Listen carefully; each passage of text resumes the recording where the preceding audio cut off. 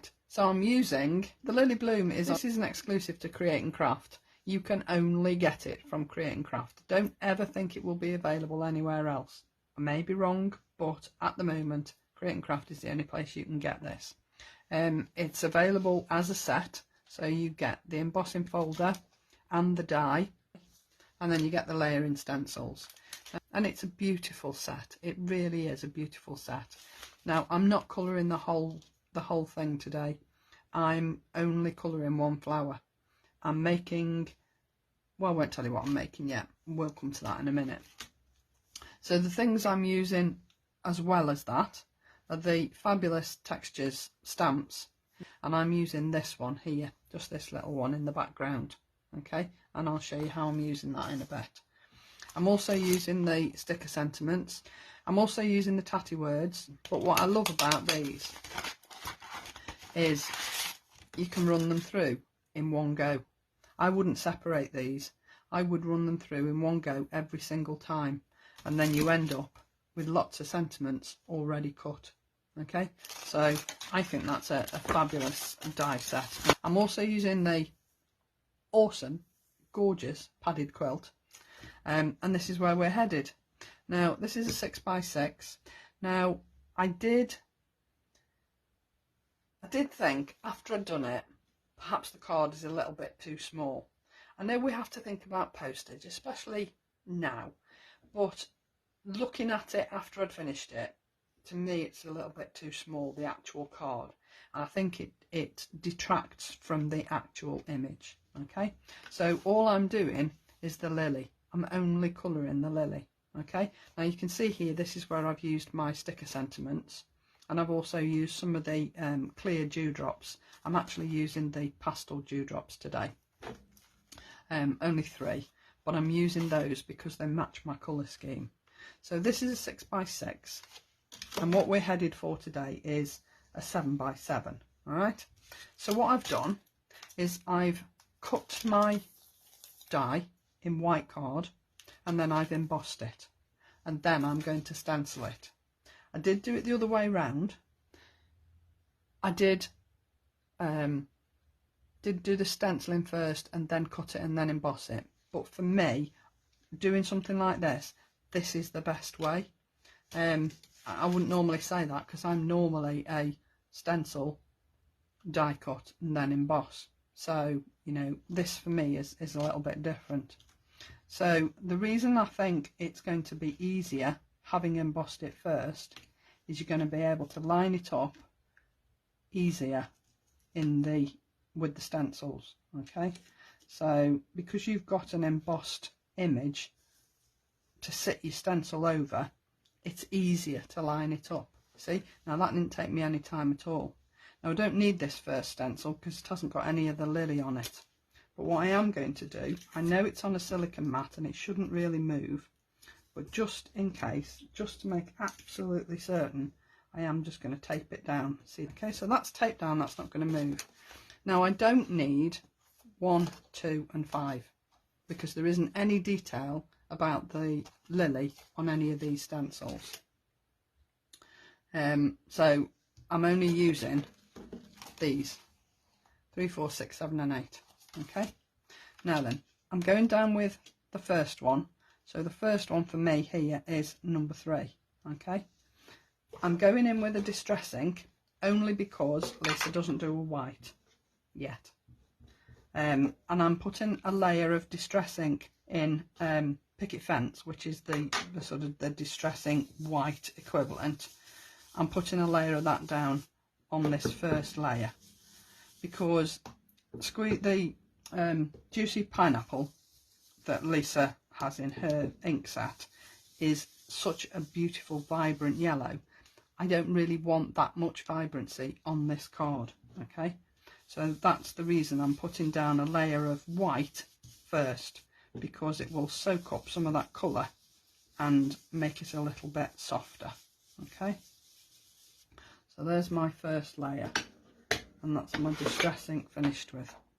So if I lift that up, you can see there is a layer there, there is a definite colour there, but that's exactly what I want. Okay, So number 4, so this is really our first detail. All right, now I'm only using 2 colours. I'm using yellow and grey, and yellow and grey is the whole of my colour scheme. Okay, so I don't want this to be too dark, so what I'm doing is I'm just putting a little bit of yellow in 2 or 3 places on my stencil. Okay, and then I'm not going to use my ink pad again at all, and I'm coming in off the stencil onto my flowers, but I'm not going into the whole body of the flower. So I'm literally coming in just around the sides of these petals, and I'm taking my ink off my stencil. Okay, I'm not taking any more ink off my ink pad, because that would be too much ink for what I want. I want this to be a really subtle colour. So it's quick and easy, and you really don't need to worry about re-inking off your ink pad. Okay, so I've gone a little bit heavy-handed over here, but hopefully we can blend that out. Okay, so if I lift that up and just go a little bit more down here. Okay, that'll do. I like that. So that's my second one.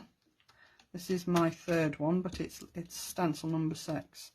Now this is just these little centerpieces of this flower. So what you need to be careful of is there's a piece here which is a leaf. You don't want to put any colour in there. And then this bit down here, this is also leaves. So all I've done is put a little bit of tape on here, but I've also put a little bit of tape on the back, because I don't want this to stick to the embossed image underneath it. Okay, so I've put tape on both sides, so it covers my apertures, but it's not going to make any difference. It's not going to stick to my embossed image underneath. So again, I'm doing the same again here, taking my ink off my ink pad, and I'm just adding it to my stencil. Now on this one, I'm coming out from the middle. All right, so just on the middle of the mylar, I'm taking my ink off my stencil, not off my ink pad, and I'm just coming out from the middle. Not too much pressure. It doesn't have to be too much pressure. You won't need it, because you want these colours to be really soft and gentle. Okay, so I've got my yellow. I might go a little bit heavier there, because you want the different layers to stand out, but you don't want to go really heavy, because this is one of those cards that nobody likes to make. Then you don't want it to be colour in your face really. So yeah, happier with that. Now I'm going to add a little bit of grey in, and again I'm going to do exactly the same with my colour. I'm putting my colour on my stencil, because I really don't need a lot on here. Now I'm holding my brush right at the end, which means the pressure that I'm putting on the brush isn't very heavy at all. So I'm coming again from the middle with my grey, but really lightly. I'm hardly putting any pressure on here at all, because I just want just a hint of grey. Okay, and the further back that you hold your brush, the less pressure you'll put on. So if you hold it down here, you're going to be able to go in really heavy, but if you hold it back here, you can be a lot lighter with your touch. All right, so I'm going to leave that at that. I really like that. And then we're going to come in with our detail on our petals, and again I'm going to do exactly the same. I'm going in with yellow first, so I'm coming in on here. Now I probably will go a little bit heavier with the yellow on here, because I'm stenciling onto an embossed image. I want these veins to sort of stand out a lot better. Okay, so I am coming reasonably heavy with this ink, and again make sure you avoid any holes that aren't anything to do with the lily. I've probably caught that one, but hopefully we won't see it. I'll just lift that up, so I'm going to go a little bit deeper, only because I want them to stand out, because I am going to come in with the grey again on these veins. Okay. Yeah, I'm happier with that. Now I'm going to come back in with the grey, and again I'm doing exactly the same. I'm putting the grey on the stencil as opposed to taking it off my ink pad. So I just want to catch the edges of these petal veins. Alright, now I am going in a little bit heavier because these apertures are really tiny, so you just want to make sure that you get some ink into the very edges. I'm not going all the way to the top because I don't want that. I only want it to hit the very edges of these details. Okay, let's just lift that up and have a look. I need a little bit more grey down here. This is the beauty of this system, is that you can lift it up and put it back as many times as you like without worrying that it's not going to be in the right place. Okay, we'll leave that at that, I think. Now the last one is just the stamens, and again I'm doing exactly the same thing, but I am going to come in direct off my ink pad this time rather than taking the ink off my brush, because I want these to sort of stand out enough to then add a little bit of grey, but it's only very light grey. It's just to sort of tone the yellow down a little bit and tie it in with everything else. Okay, so I think that looks absolutely fabulous. I might be a little bit biased, I've done several of these now. So if I lift that off there, oops, make sure you don't use a tape that's going to tear your card, like what I just did. Okay, and you can see there that you've only picked out that one flower.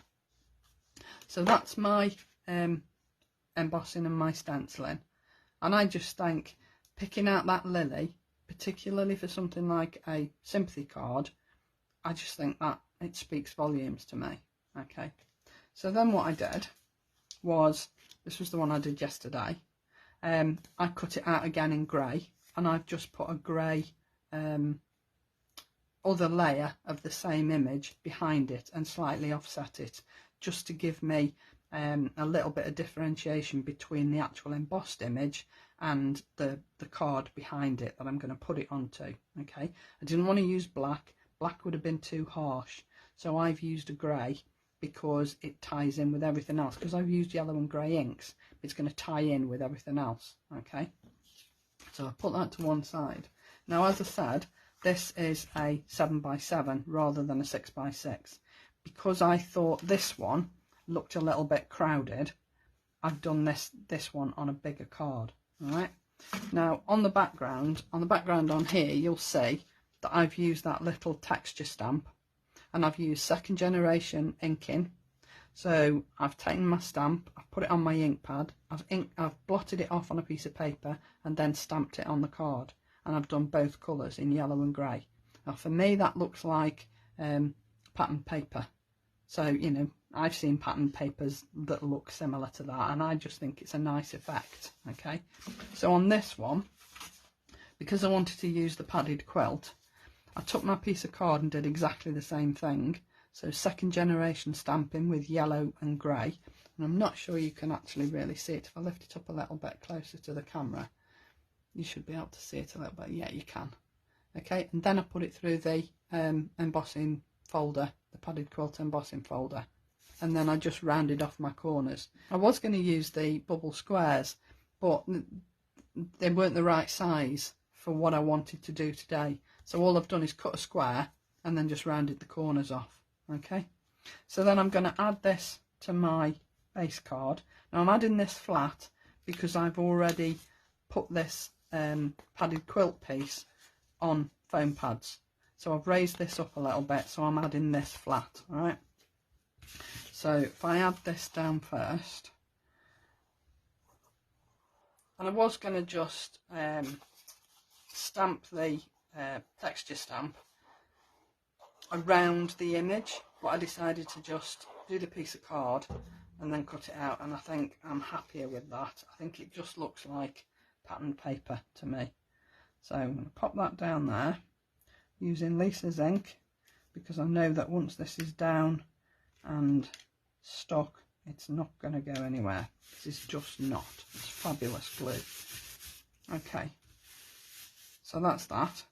And then I've added some foam pads to this, as you can see, and then I'm adding this to the padded quilt. All right, now I would position it so that this is the first thing that draws your eye. So rather than put it like that, I'm putting it so that this flower is sort of facing you, if you like, because if you put it like that, that flower's pointing away from you. I like it so that you can actually see into the flower, because that's what I wanted people to do. All right, so if I just take the backing off my, if I can get it off, just take the backing off my pads and then pop this down, and then I can add my sentiment and my gems. Oops. Okay, so I've popped this down here.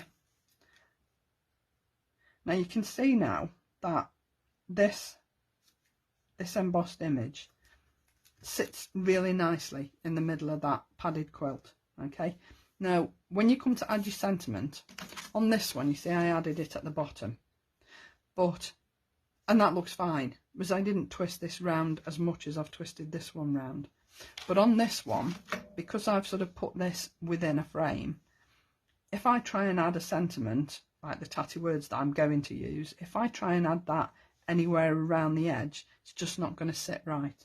So what I've done is I've cut it in grey, and I've also cut it in lemon, again to match my colour scheme, and I've snipped off the little ends.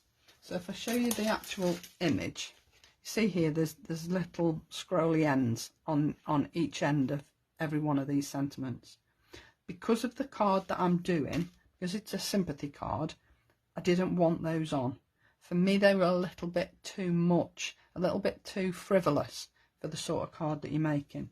So all I've done is just cut those off, and I'm adding my sentiment across the middle of my white flowers, because it stands out, because it's got that white background and it's sitting on the flowers, and there's no colour in any of those flowers. I think it sits perfectly on that white background. So I'm just going to add my glue. Okay, and then we're just going to pop that down in the middle of that flower there. And you see, because I've offset the grey on the lemon, it just gives you that shadow as well on there. And then last but not least, I am just going to add 3 little of the pale yellow dewdrops onto my card. Now if you were using 3D glue gel to put this onto your backing card, I'd put these gems on first, because otherwise you're going to press down and your 3D glue gel is going to squish. So if you're using 3D glue gel, then do these first. Okay, but I think, for me personally, I think the second one looks better than the first one, because it just lifts it a little bit. The sentiment is more prominent, but I love the fact that you can just pick out individual flowers. Yeah, and you can do that with anything. Anywhere where you've got definite individual flowers, it will look beautiful, and you can do that with any of Lisa's floral stencils. They're fabulous. So those are my cards for today. See you soon, everybody. Thank you so much for joining me. Bye now.